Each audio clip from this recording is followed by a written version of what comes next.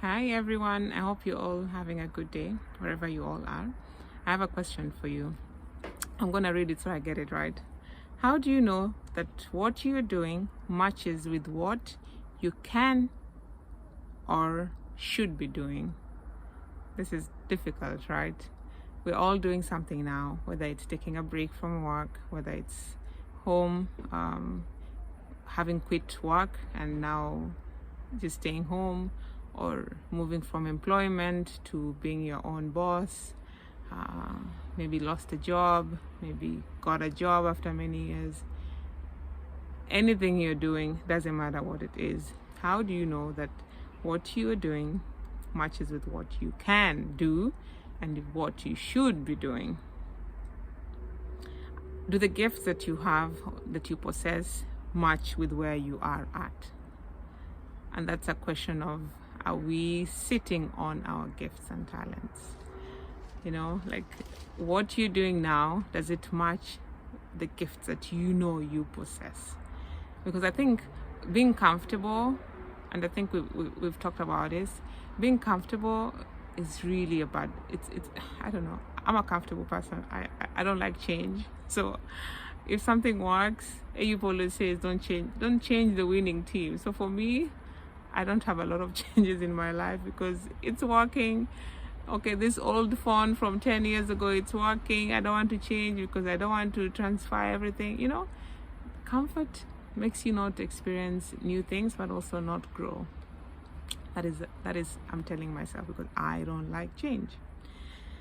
So, but most of the time, do you know who is responsible for this when we don't go pursuing, or not pursuing, when we don't go fulfilling our talents, like putting them to use? Fear is responsible. Comfort is one of them, like just being comfortable because everything is working well. Why should I do that? Why should I just start this thing with my gift, and I have a paid job, I'm comfortable? Why?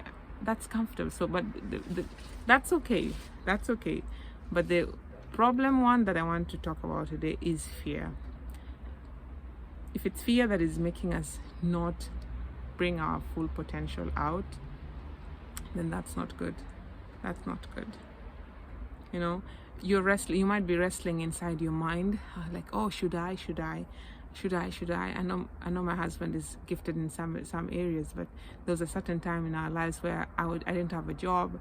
I was expecting and like a baby, but he was like, I'm not gonna do this. I know I'm so good I'm so good in this, and it might do well, but I also have a family to take care of. That's comfort, and that's okay. That's responsibility. But when fear is part of it, then it limits us from our full potential. So there's fear, comfort, and then there's another thing where we are trying to go through things in our own ambitious way and in our own control way. So it's like, I'm just gonna go ahead with this. So that brings God gap.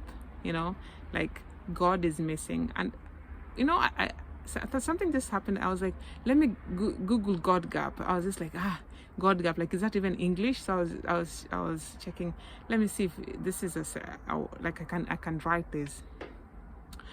And I found so many things. Apparently there is God of the gaps. Like, it's a whole explanation of when science cannot explain something, they say this is the gaps, the God of the gaps. Like, this can be explained, but this is the gap where now we can fit God in, because science cannot explain how this happened, how, like, creation and all that. I don't know what the gap is, but apparently they are relating to God as a gap. But that's not the gap I'm meaning.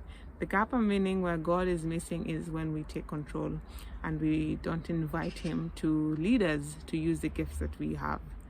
We do that. All of us do that. Like you think you know it and you forge on ahead because you want to do that. That's what I mean from, because God is either part of the whole equation, in control of all the whole equation, and not a part of it.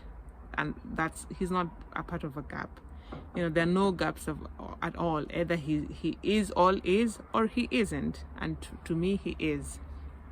That sounds what I feel about this thing that I found out, God of the gaps. But that's a discussion not for me. So let's come back to fear of the unknown that is hindering us from pursuing the things that matches the gifts that we've been given. And why I'm saying this, because I came across this quote again, because I've shared it before, from Les Brown, that the graveyard is the richest place on earth because it is here that you find all the hopes and dreams that were never fulfilled, the books that were never written, the songs that were never sung, the inventions that were never shared, the cures that were never discovered, all because someone was too afraid to take the first step, keep with the problem, or determined to carry out their dream. So if it's not comfort or responsibility that is holding you back, and it's fear, I pray that you have the courage and the confidence to fully trust in him.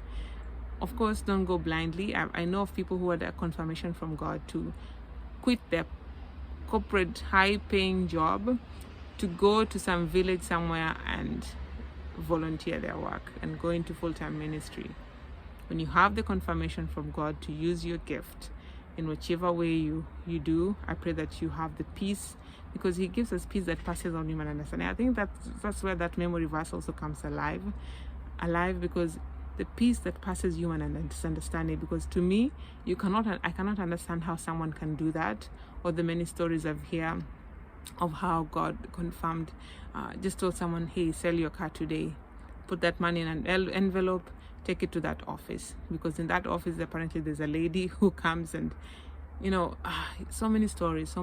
I know you've all heard of them, but I pray that when you get this nudges, that you also have the peace that passes human understanding. That peace that when humans ask, we hear of the step of faith you took, we'll be like, that passes human understanding, because you have peace with it. So I pray when you look deep down, see what you're good at. If it's fear that is letting you not do it, then I pray that the fear, which is a liar, can take the back seat, and you take the front seat with Jesus, who gives you courage. And let's remember that we have an advantage here, because we are alive today. We have a story. All of us have a story, like a testimony, because we are alive. So that's the first testimony. And instead of us taking control of the lead, and feeling entitled, let's invite God to seal the plan and vision and anoint the talent. Because then there's another, we could also be going about with our talents and with arrogance and, saying how good we are in certain things. But that's not what we're talking about. We're talking about when you're good in something, but you're just afraid, fear of the unknown, fear of what's going to be said, fear of tomorrow. And he says, let's not worry about tomorrow. So remember the graveyard. Let's not make the graveyard a rich place. Let's exhaust every talent, every gift that God has put in us, because he doesn't call those who are qualified. He just calls those who are ready to say yes and walk in obedience. God bless you.